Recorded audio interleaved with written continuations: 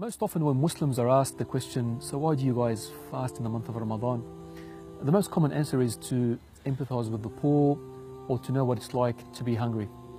Now, although these answers may be partly true, there's a lot more to fasting than this. If we were to look into the Quran, it in fact reveals something a lot deeper. Allah subhanahu wa ta'ala says, O you who have believed, fasting has been decreed upon you as it was decreed upon those before you, so that you may obtain taqwa. Meaning that the purpose of fasting is to gain this taqwa. But what exactly is taqwa? To answer this question, let's look at an amazing story whereby Umar ibn al-Khattab radiyallahu anhu asks Ubay bin Ka'b this very same question: what is taqwa?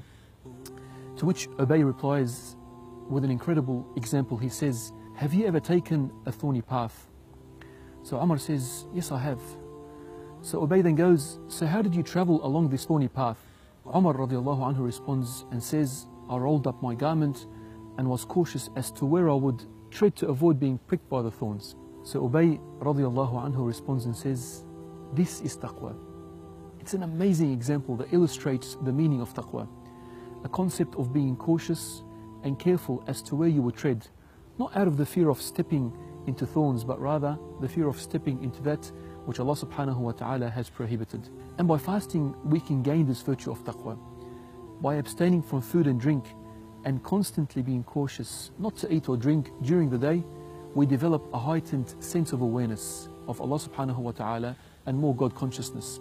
And surely if we can learn to be cautious in avoiding the consumption of food and drink which are generally permissible, then we would similarly be able to train ourselves to be much stronger and much cautious from falling into that which is otherwise impermissible, such as backbiting, gossip, the unlawful gaze, or even disobeying our parents. So if anyone asks you, why do you fast?